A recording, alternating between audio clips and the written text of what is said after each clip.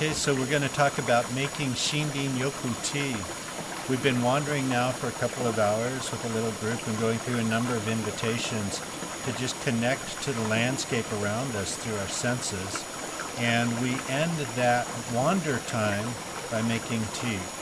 So I've foraged a few plants along the trail. I'll name what the plants are as I put them in here. I carried this backpacking stove with me. This is the jet oil brand, which I really like. It works really well. And it brings the water to a boil very quickly. I turned this on about a minute before the video started, and it's already bubbling. It's about this deep. So I'm going to add a few plants. Now as a guide, my rule is I'm 110% sure of each plant that I put in here. And my other rule is that only the guide gets to put plants in. So I've had it happen a number of times where people who are on the trail and who are knowledgeable will bring a plant and say, can I put that in there? And it's a little awkward because I want to honor their knowledge, but I also feel just my guide responsibility for putting plants in. So as a guide, I've developed this method of dealing with that when people want to put that in. I just say, thank you very much. I only put things in after I've learned from 3 different sources that they're good. So you're my first source. That's great. I'll set it aside and pay attention. So if as a guide you're out on the trail and you get that challenge, you might use that technique.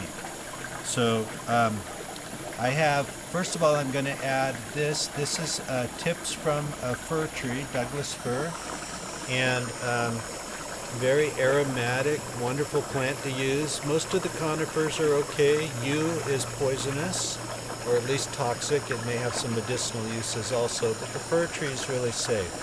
We're real early spring yet. Pretty soon we're going to have those bright yellow-green tips coming out of here. Those are great in tea, and you can just eat those too. So I'm going to put a few of these in. And this week, for the first time on this walk, I've found fresh young mugwort leaves. So very grateful to mugwort. I always feel so joyful when this comes up again in the spring. It's one of my ally plants. So thank you, mugwort. I'll put in a few leaves of this. The water's just a rolling boil right now. And then I also found on this walk this kind of lichen that grows in the tree. This is called usnea. Usnea is a medicinal plant. And one way you can tell usnea, I don't know if the camera can see this or not, but when I pull the little stem apart, there's a little white thread right inside the center of that stem. That helps me know that this is indeed usnea and not one of the other lichens. Someone told me that most lichens are safe to use, but a couple of weeks ago I was walking at a preserve where one of the docents pointed out a thing called wolf lichen, and they said that wolf lichen was put in the bellies of sheep, dead sheep, for wolves to feed on, and it would kill the wolves. So we don't want to use wolf lichen. And this lichen also will grow on poison oak, so I'm careful where I harvest it from. I don't harvest it off of poison oak. I don't know if it would make a difference or not if it was on poison oak, but we're not going to find out on one of the trips that I'm guiding.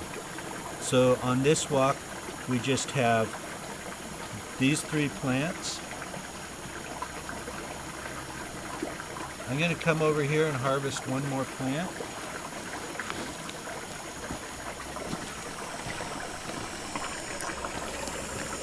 So I notice right here, there's this little spring nettle plant growing. You can see all the little thorns on it. I'm going to very carefully, probably not carefully enough, pick a couple of leaves from the top. It's definitely getting me. I'm going to just add a little bit of nettle in there. Nettle, those stings that are used medicinally for treatment of arthritis. You just sting yourself if you're arthritic in your knuckles or something, and those stings are used medicinally for that.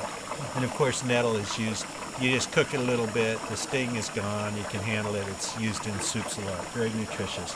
So we're going to just let that cook for a little while. We'll put the video on pause, and then we'll come back and we'll sip some tea together in a few minutes.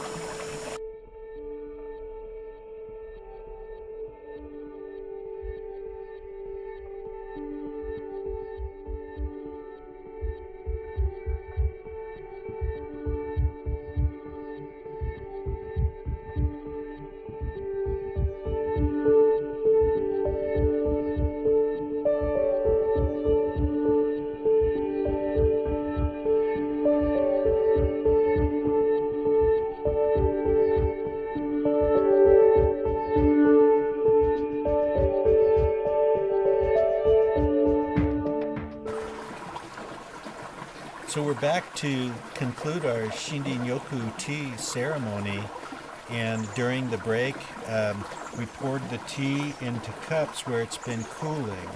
We've been boiling that water, and one of the things that's really important is to not scald our people on the trail. So very often I'll pour some cold water into it. This time we've just been talking for a little while, and the water has cooled down. Now, an important part of the Shinrin-yoku tea ceremony is poker face. So we try not to reveal our reaction to the tea until after everyone's had a sip. Right? And that way we're not prejudicing anyone's first experience of the tea. So I would like to offer you a cup. Thank you. Can I have a cup? And we both need to keep poker face because our videographer, after we do this, is going to sip some also, and we don't want to prejudice her first sip, okay? You're smiling. I have to get that out. Let's see how we do. Okay. I am too, okay. That's poker face. Poker face for the camera. Stoic. Okay.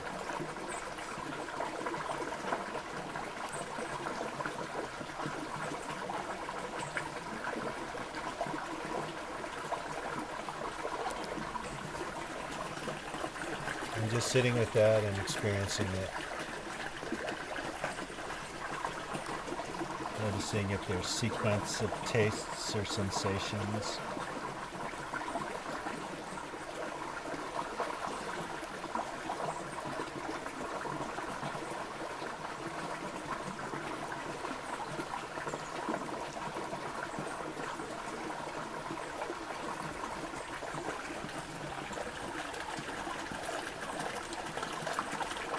I think because we're on tape, we should go ahead and react, and we'll just prejudice. Yeah, and Jen. give us your real face.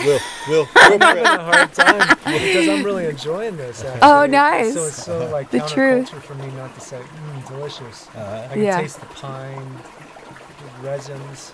Yeah, it's strong. I like it's it. the fir. We had that in there longer than usual, and it's pretty strong. Yeah. I find it refreshing, alerting. Some people say now when you're using pine leaves to not put them in while the water's boiling because it will release like the terpenes, like turpentine. Okay. With the fir, not so much. That's not so much of an issue, but it has a little bit of that for me. But also there's that bitter in it, right? I like that. So the bitter Just is a little bit. that's It's coming like from green, the. It's like green tea. Kind It's of coming from the mugwort. Oh, I okay. think. Yeah. So you're enjoying it. I am enjoying it. Excellent. Yeah. Then I want to ask you if you notice anything at the back of your throat, kind of.